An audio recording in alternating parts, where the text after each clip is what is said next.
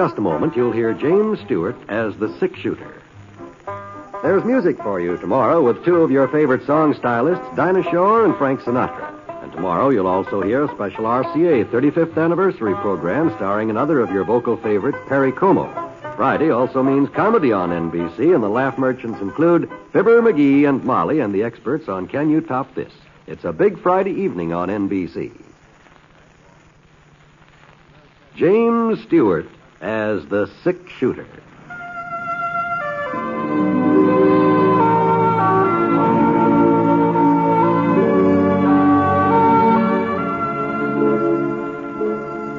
The man in the saddle is angular and long-legged. His skin is sun-dyed brown. The gun in his holster is gray steel and rainbow mother of pearl, its handle unmarked. People call them both the six-shooter.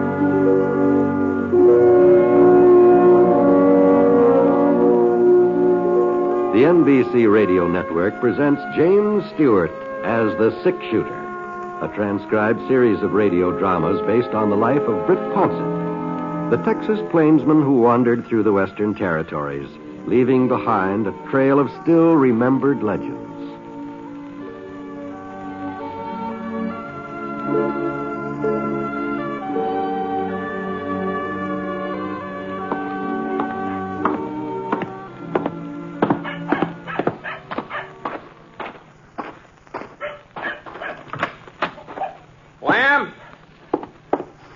Lamb Trot! Oh. Where are you, Lamb? This stall here, Britt. I'm currying down one of my mares. Thought you said you was going to sleep late this morning. Oh, I just can't seem to get used to a hotel bed. The way you sink down in them, you feel like you're lying in a pile of quicksand. Well, where's Scar? Huh? Scar? Why, my horse. I thought maybe I'd take a ride out towards Saucer Mountain. Which stall's in, huh? Well, now, Britt, I don't want you to fly off the handle. What? What are you talking about? Well, the fact is, Scar ain't in no stall at the moment. Well, what's happened to him? Now, Britt, you know I wouldn't let anything happen to a horse that was left in my livery stable. You know that, don't you? Lamb, where's Scar? Just tell me where he is. Well, he's out. Out?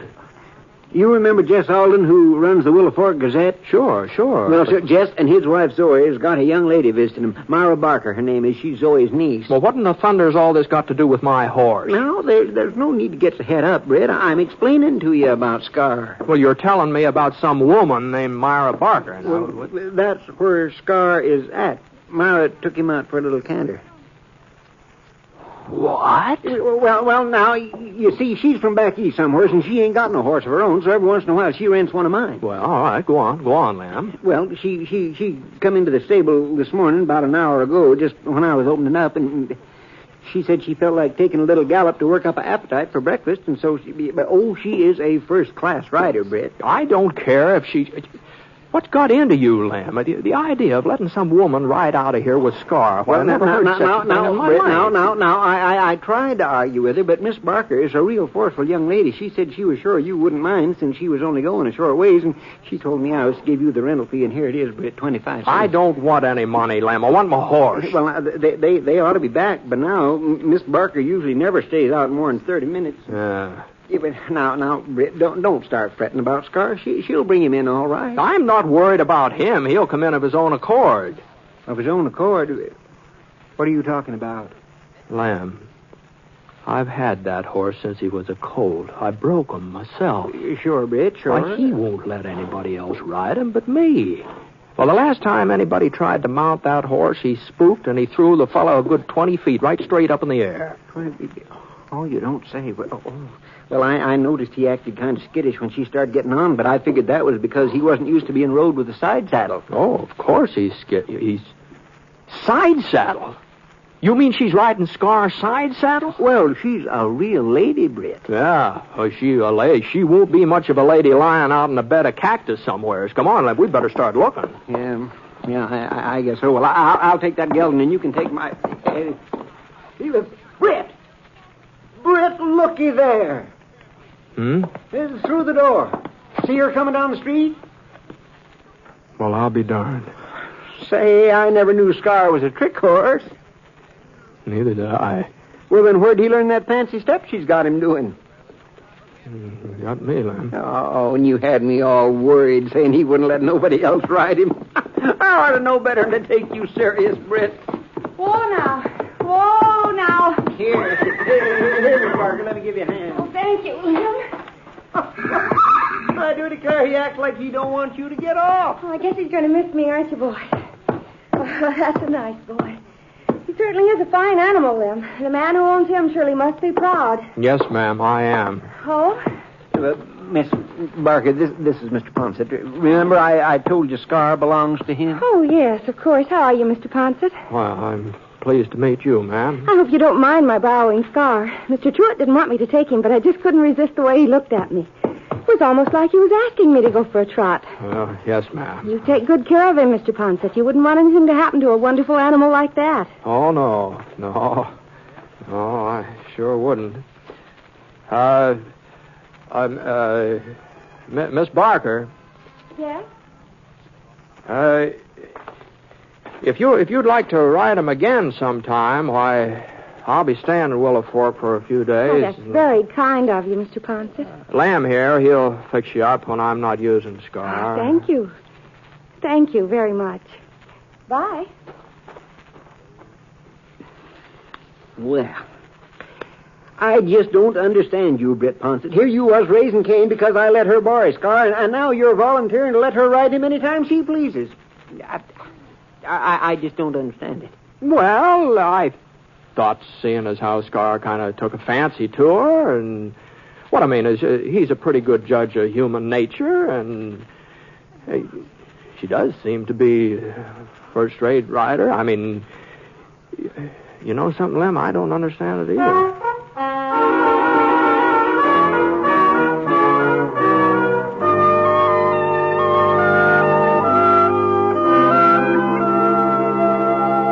She was a nice-looking young lady. There wasn't any doubt about that. And I liked the way she spoke right out. She didn't beat around the bush like a lot of girls man runs into. There was something about her eyes that... Well, anyway, I put my saddle on Scar, and we headed out towards Saucer Mountain. A couple of miles east of town, we came into a little hollow where nobody would have to see us. Whoa, boy, whoa. Whoa, now slow down. Slow down. I thought maybe I'd get Scar to do that fancy sidestep he was doing with Miss Barker. All right, now, boy, now. No, come on now. No. Now that isn't good. Come on now. Oh, now, Scar, come on now. You were willing to do it for her. Now, come on. Quit that. What? Well, he just wouldn't do a thing. Acted like he thought I was taking leave of my senses. Oh, quit. I swung him back up on the trail, let him travel in the style he was accustomed to. Oh. Must have been about noon the time we got back to town, and I pulled up in front of the cafe. Whoa, boy. Whoa, Scar. Whoa. Doggone you. Well, Mr. Ponset. Oh, Miss Barker. I was hoping I'd run into you again. You were... Oh, you want to borrow Scar? Well, it's about Scar. But I won't be borrowing him anymore. Oh? You see, I found out I was wrong to take him this morning. Uncle Jeff told me that in the West, a man's horse is something he doesn't loan as a rule. I'm terribly sorry. I didn't mean to be so inconsiderate. Oh, you weren't being inconsiderate, Miss Barker. Back east, they probably have different customs, that's all. Then I'm forgiven? Oh, sure, ma'am. You're very generous, Mr. Ponset. Maybe you'll have dinner with us some evening. Well, So that I can prove to Uncle Jeff that I haven't completely disgraced the family name. And so he's a very good cook. Yes, I've always heard about Miss Alden.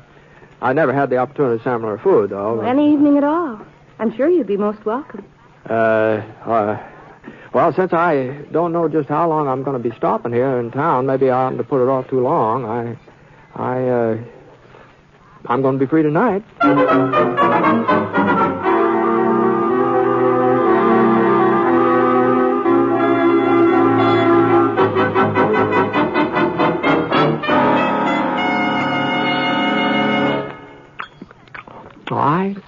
I want to tell you, Miss Alden, I've been hearing folks brag about your cooking ever since I can remember, but they haven't done you justice. Well, they just didn't even come close. Oh, Brett.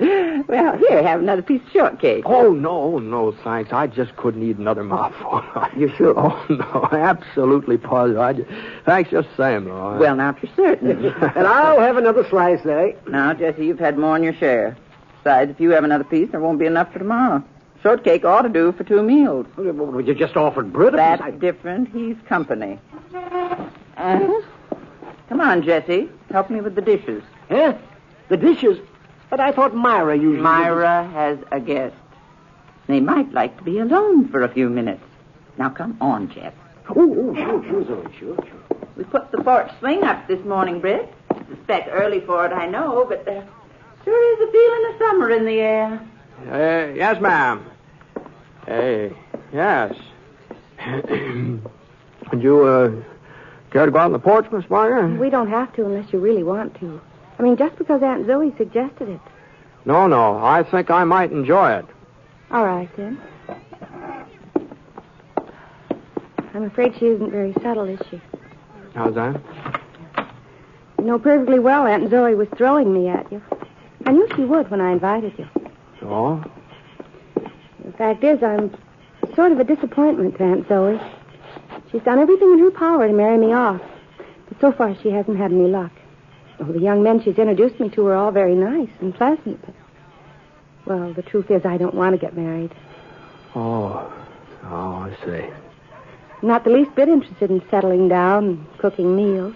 I like a change of scenery. I like to meet new people. Uh-huh. From what Uncle Jess tells me about you, you feel the same way. Yeah, more or less, I reckon. So I thought that having you to dinner, well, it would please Aunt Zoe, and as far as we were concerned, we might get to be friends, but there'd be no danger of going beyond that point. Uh-huh. Well, now that that's all settled, shall we go inside? Oh, well, there's no hurry, is there? I mean, as long as there's no danger. Since we have this understanding, it is a nice evening, isn't it? Whatever you say.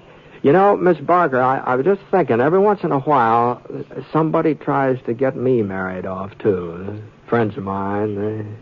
Their intentions are good, but, well... Oh, I know how it is. What I was getting at is this. I haven't any idea how long I'll be here in Willow Fork, and, as long as I'm here, I was wondering if we couldn't see each other once in a while. That might take some of this marriage pressure off both of us. You see what I mean? Well, I suppose so, but... And we wouldn't be running any risk, seeing as how we have the understanding, you know. And your aunt would be pleased, my friends would be pleased, and... Well, you know, you're awful good company, Miss Barker. Why, thank you. Well, how about it? Well, all in all, I think it's a very practical idea, Mr. Ponset. I'd be delighted to see you again. Good. That's fine. Well, now, I'll get in touch with you the next time there's a doings. It probably won't be right away, but I'll get in touch with you.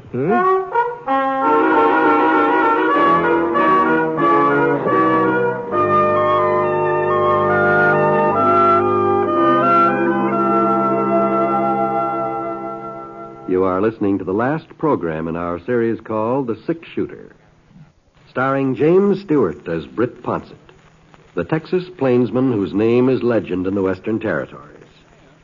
Now, Act 2 of the story called Myra Barker.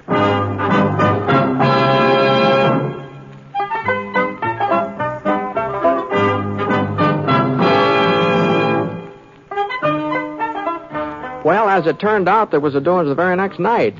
Box supper over at the church. And since I'd sort of promised Myra that the next time there was anything going on, Well, anyway, we went to supper together, and the time seemed to pass by real pleasant. The next night, she was invited to a party at the Peterson house, and Well, now that I look back on it, there sure was a lot of social activity in Willow Fork during the next couple of weeks. We were going one place or another almost every night, and I was enjoying myself, too. I really was. And I was enjoying being with Myra. I didn't realize how much until that evening when I was walking her home from the hayride. Well, Brett, Huh? you haven't said a word since we left the wagon. Well, there doesn't seem to be much to talk about. Oh. Well, here we are. It's pretty late. I won't ask you in. Sure. Good night. Brett, Hmm?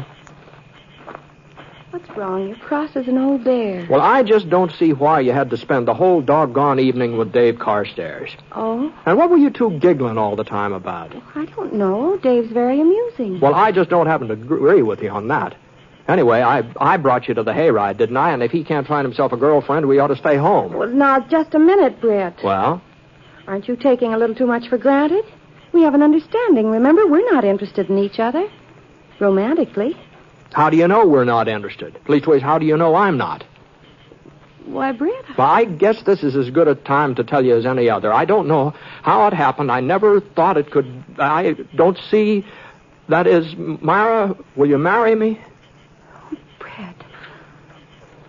I know you don't care for the idea, but I'm probably the last man in the world you'd ever... But even so, I've got to ask you. You'd better be careful, Brett. I might say yes. I wish you would, Myra. I'd give anything in the world if you would. You're serious, aren't you? I'm just as serious as I can be. But we both said that we didn't want to settle down. That we weren't interested in love or marriage. A man can change his mind, can't he? Myra? I guess if a man can change his mind, a woman can too.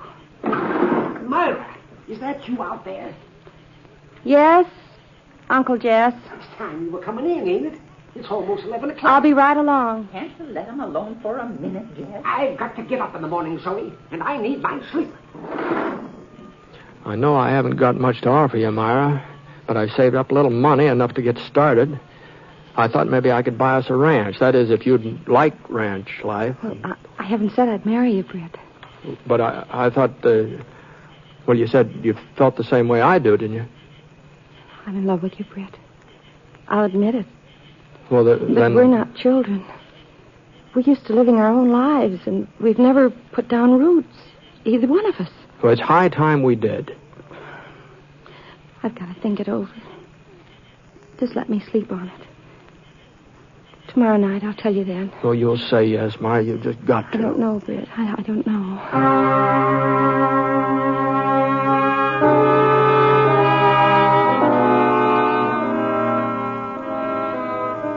Well, I put in some long days in my life, but that next one, that was the longest I ever spent. Boy. Every once in a while, I'd start thinking that it just couldn't be. That I hadn't really asked a girl to marry me. But then I'd remember Myra, and it seemed like asking her to be my wife was the most sensible thing I'd ever done. Well, I had an early supper, what I could eat of it, and then I headed over to the Aldens. Myra was sitting on the porch swing. She looked even prettier than she had before.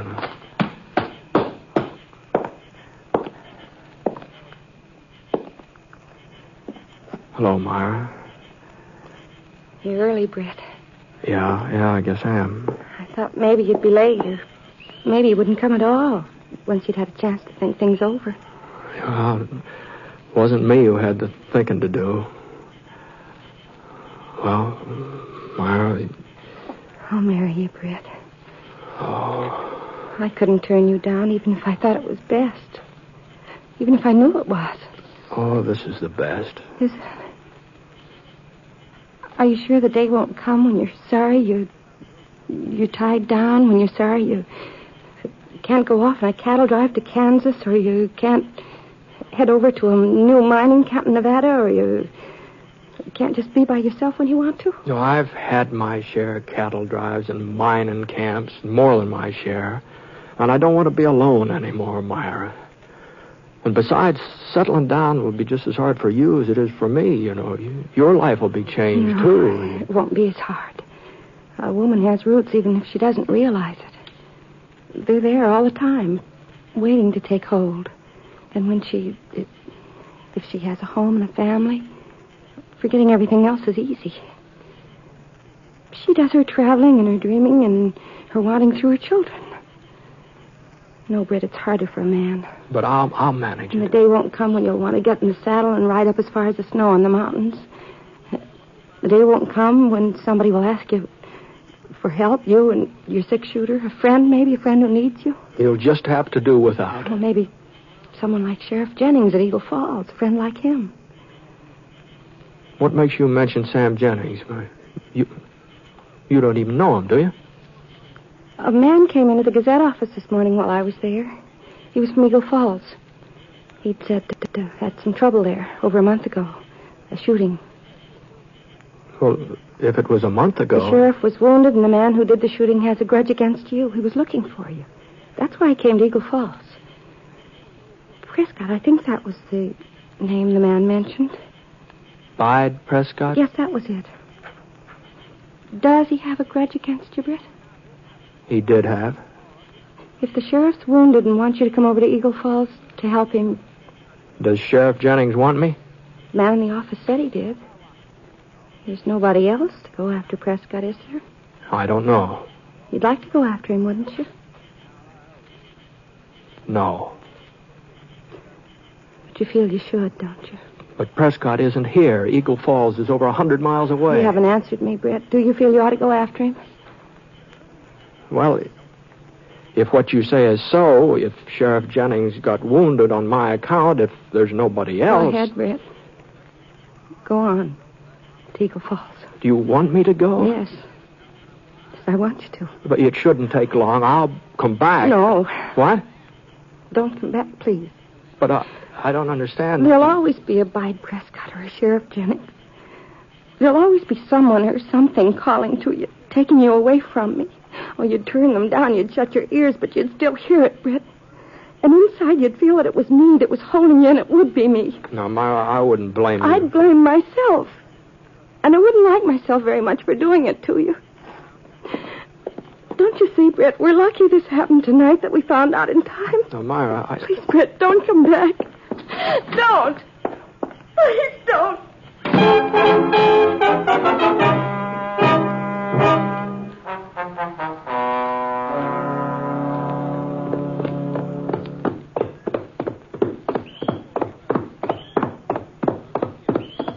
Britt?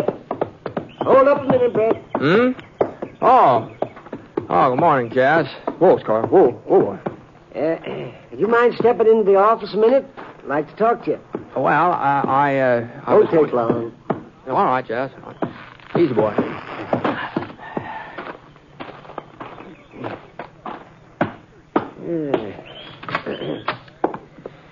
Sit down, Britt. No, I'm kind of restless today, Jazz. Thanks, anyway. You sure have a fiddlefoot, don't you? Yeah, guess so. And you're on your way out of town, huh? Yeah. See, what about Myra? She's a fine girl, Jess. Really a fine girl. Mm-hmm. Britt, you're leaving on account of Sheriff Jennings over to Eagle Falls sent for you. Ain't that your reason? You might say so, in a way. Well, now, I don't want you to think that I meant to eavesdrop last night when you was talking to Myra, but somehow Zoe forgot to shut the parlor window, and we just couldn't help hearing a certain amount of what you said. Mm-hmm. Sure, yeah. Well, it ain't true what Myra told you. Leastways, the part about Sheriff Jennings sending for you, that ain't true. The fellow from Eagle Falls didn't even mention your name. Jennings ain't asked for your help, Britt. Yeah, I know, Jess. Huh? Well, you see, I ran into Bide Prescott 3-4 weeks ago, and, well, there's no reason for anybody to be going after him now.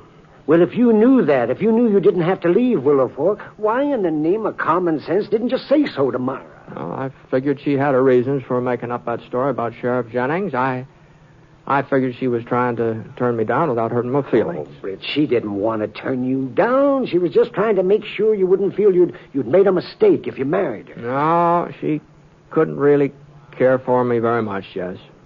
Then why did she spend all night crying her eyes out? And why was Zoe up till all hours commiserating with her? Well, thanks for telling me that, Jess. Then you ain't leaving. Well, I'm leaving. But I'm real proud to know that Myra is somewhat fond of me. Oh, Britt, if you love her and she loves you... Oh, it's enough that she cried over me for one night, Jess. You know, I remember when I was a kid, my pa was like me in a lot of ways. Always on the move, always off somewhere, getting a new start, taking a new job, hunting a new frontier. He loved my ma and she loved him, but she spent a lot of nights crying. A lot of nights. I just wouldn't want that to happen to Myra. There's no reason it should. Yeah? Yes, there is. When she was telling me that story about Sheriff Jennings wanting me to come over to Eagle Falls, I looked at myself real hard, and I knew that if it had been true, if Sheriff Jennings really had sent for me, well, it had been pretty hard for me to turn him down. Even for Myra's sake, it had been pretty hard. And someday I reckon I wouldn't be able to turn him down or anybody else like him, and Myra would spend another night crying, you see. One of these days you'll change, Britt. Maybe I will. Maybe I will. Well, can I tell Myra that you might come back to Willow Fork? No, Jess, I don't think you better. Of course, if I do come back and she's still... Well, maybe we just better wait and see what happens. So long, Britt. Good luck. Thanks, Jess. I'll probably be seeing you again before too long. Let's go, Scar.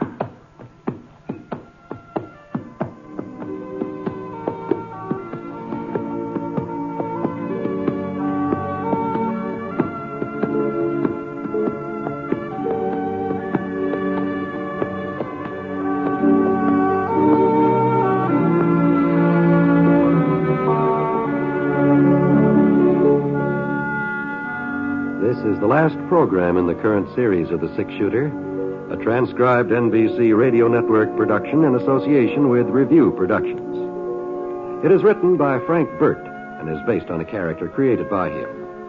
Mr. Stewart may currently be seen in the Universal International picture The Glenn Miller Story.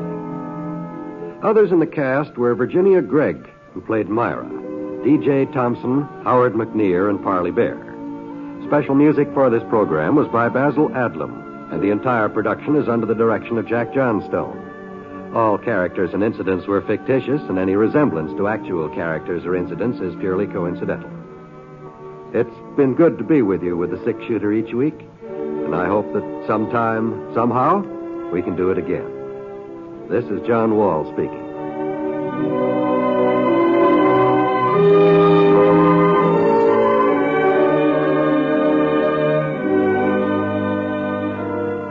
Hear MacDonald Carey and Jason and the Golden Fleece tonight on the NBC Radio Network.